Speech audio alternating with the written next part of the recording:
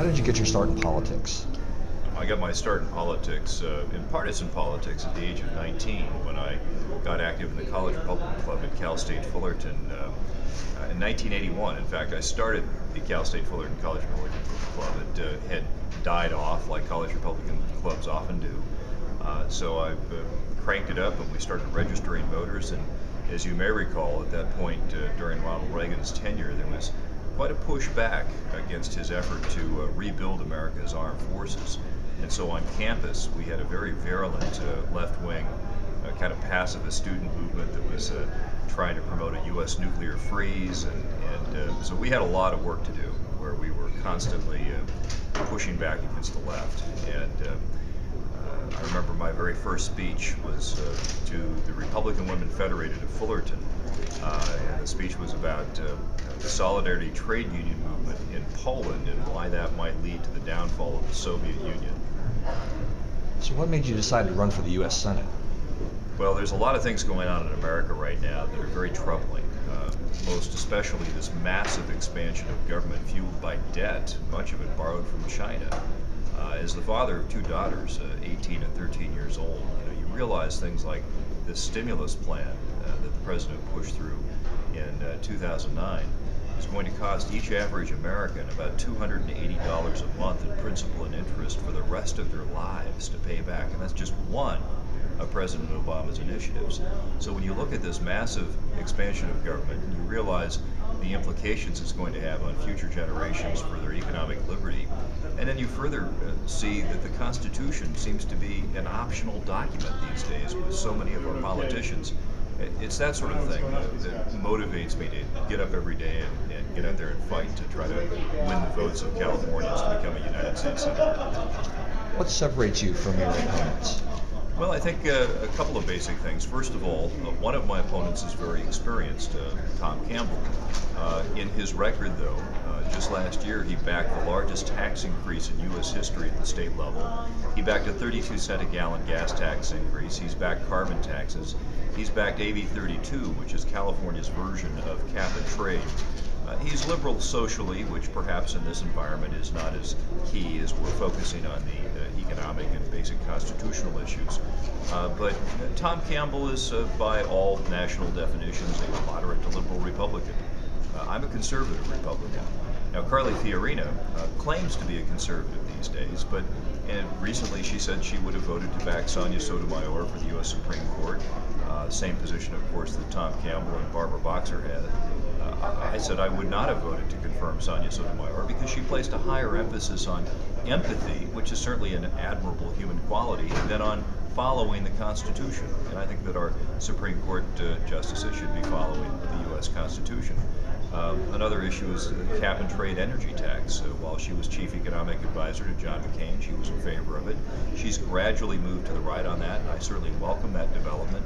But as recently as a few months ago on the Neil Cavuto show on Fox News, she was praising John Kerry's effort at cap and trade.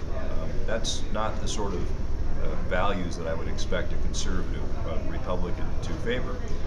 Barbara Boxer and Tom Campbell and Carly Fiorina also supported the bailout of Wall Street. I was very actively and upfront in my opposition to the bailout of Wall Street. I explained that it wouldn't work, and that until we fundamentally fixed the system with Fannie Mae and Freddie Mac, all we were going to do was increase moral hazard, giving people the ability to make money while transferring the risk to the taxpayers of America. California has become a very blue state, and you have served 3 terms in the Assembly in the state. What makes you think that a conservative candidate can win statewide? Well, first of all, California is not nearly as blue as people think it is. Proposition 8, confirmation of traditional marriage, won in 2008 by a fairly convincing margin. That certainly isn't what you would expect from a blue state. In my own district, Barack Obama did win my own district by a couple of points, but I won re-election by 18%, so clearly something else was at work.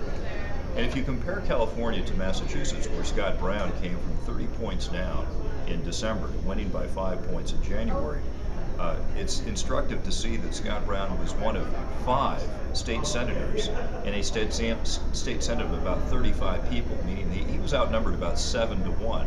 Massachusetts has no United States representatives that are Republican. California has 19 that are Republican, and in the state legislature, we're outnumbered almost 2-1. So it's not even remotely as liberal as Massachusetts, and yet Massachusetts elected a Republican to replace Teddy Kennedy. And what's further interesting is if you look at the major independent polls, like the Rasmussen poll, you'll see now for 2 months in a row, all three of the major Republican candidates have been within the margin of error of Barbara Boxer. The one just a few weeks ago in mid-February had me 5 percentage points down for Barbara Boxer, with Carly Fiorina and Tom Campbell only 4 points down. Well, statistically, that's a meaningless distinction. The Tea Party movement has become a big force. How do you think that will affect your campaign or the national elections this fall? Pardon me. Well, the Tea Party movement, I think, is composed first and foremost of people who 90% of whom have never been active in politics before.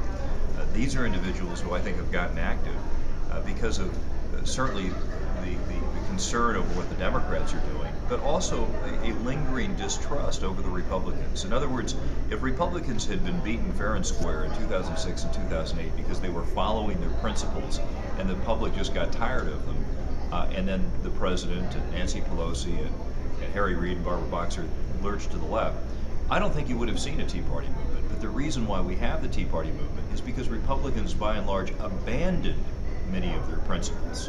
And so as a result, the Republican Party lost a lot of its credibility with many of these voters who hold the Constitution and fiscal prudence as their key tenets. And as I've been going around the state, I've had about 280 events in my 15 months of campaigning, many of them to Tea Party allied organizations.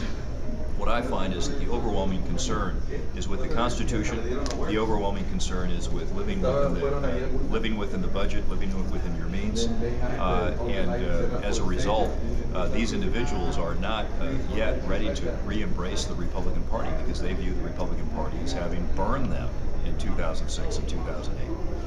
How would you rate the media coverage of the campaign so far? It's been a little bit spotty. As usual, the media focuses more on the glitz and kind of the oddball things rather than on the meaty issues that differentiate the candidates. I've come to expect that, but I also expect that in the next few months, as we get a little closer to the actual June 8th primary, that they're going to focus more and more and more on issues. Any final thoughts? No, just delighted to have a chance to have a discussion with Accuracy in Media, one of, I think, the most important conservative organizations in America, and certainly one that I believe serves a very valuable function in keeping the media accountable and basically reminding people when they kind of go off into the left and how their principles or beliefs often betray the reporting. All right. Thank you. Thank you.